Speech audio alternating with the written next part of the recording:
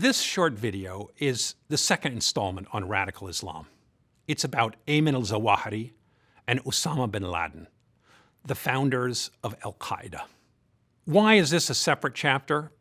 Because they transform the message of Sayyid Qutb, and they add a new layer of radicalism. The first layer, Qutb's layer, as we said, was about transferring Islam from a quietist religion to one of revolution and jihad. Bin Laden is going to add a new analysis, which is that in order to destroy the horrible secular leaders of the Middle East, we have to destroy the far enemy first. And what he meant by the far enemy is the United States, the great imperialist power, which he believed was the puppeteer who had put into place the various rulers of the Middle East, was maintaining the presiding order in the Middle East, such as the regime in Egypt, people like Sadat and Mubarak, as well as the Saudi kingdom in Saudi Arabia, and that it was pointless for the Muslim Brotherhood to try to overthrow these regimes because they would fail. They would fail because these regimes are getting their arms from America, they're getting CIA help and intelligence from the United States, and they're being reinforced by the US through money and military help. So that in order to overturn the regimes, it was first necessary to destroy the United States.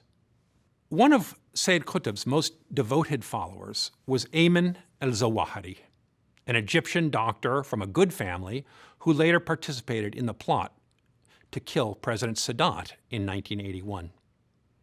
He is today the head of Al-Qaeda and is in hiding in Afghanistan or Pakistan. It should be said that the Muslim Brotherhood split following the death of Sayyid Qutb. The main body of the Muslim Brotherhood in Egypt turned away from Qutb's radicalism in later decades and renounced violence in favor of da'wah, or what is called prayer. In English, we could say, just as we use the word crusade, and churches still use the word crusade, but they mean a crusade of bringing God's word to people through education, through preaching, through ministry. And that's what da'wah means, is bringing God's word to people. So most of the Muslim Brotherhood believes the way you're going to reintroduce spiritualism and to make the world more virtuous and to turn people into true believers is through this kind of ministry, a peaceful ministry and education. But not all followers continue with the main body of the Muslim Brotherhood. For example, today, the leader of the Muslim Brotherhood in Egypt is Mohammed Morsi. He came to power and was elected president of Egypt in 2013 after the Arab Spring.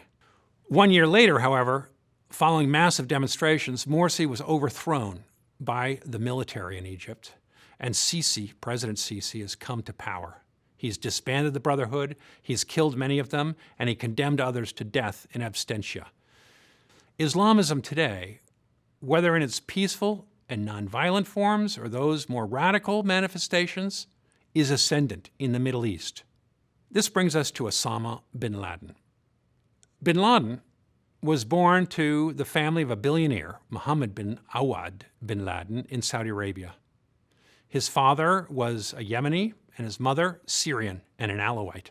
He studied at a university in Saudi Arabia until 1979, when he left for Afghanistan in order to join the Mujahideen there and fight against the godless Soviet Union. It should be remembered that the Soviet Union invaded Afghanistan, was invited in by the communist-leaning government of Afghanistan at the time. And the United States wanted to drive them out. The Saudis teamed up with the United States, and each country put in 50% of the costs to build up an Islamic army of mujahideen. These are holy fighters, jihad. Mujahideen are the people who fight jihad. in order to destroy communism in Afghanistan. And the United States went along with this because they believed that they could use Islam to bring down a godless communist government. Bin Laden helped to fund the Mujahideen in Afghanistan. He helped funnel arms, money, and fighters from the Arab world into Afghanistan. And he gained popularity amongst the Arabs. In 1988, he formed al-Qaeda. Al-Qaeda in Arabic just means the base. So he built a big training camp, and he began to train these Arab Mujahideen fighters that were being funneled in from various places in the Arab world. This is where he came up with the idea of the far enemy, he and Zawahiri. He met Aymen alZawahiri while he was in Afghanistan. Now, Aymen alZawahiri had been kicked out of Egypt after being let out of jail. So, in a sense, these two radical Islamists meet in this faraway land, Afghanistan. They've both failed to overturn the governments of their own land, which is their primary objective. And they sit around thinking, how can we bring down these dictators? And this is where they come up with the far enemy. They say, look, we have taken on the Soviet Union and we've beaten them. What we need to do is take on the United States. And that's where they begin thinking about attacking the World Trade Center in New York, the Pentagon in Washington, D.C. They believed that they could shake the Western world, which they saw was already on decline. They believed it was in moral and economic decline, and that they could hasten this decline by blowing up these symbols of capitalism. So Bin Laden and Zarqawi are important innovators. They're innovators because they have established al-Qaeda, this military base in Afghanistan, which is training Arab fighters. They have successfully, or at least in their minds, successfully brought down the Soviet Union. And they've come up with this new program that in order to change the Middle East and to bring revolution to the Middle East, they have to first destroy America, the great puppeteer that is solidifying and holding up these horrible Arab dictatorial regimes that they believe are so un-Islamic and spreading torture and debauchery in the lands of Islam.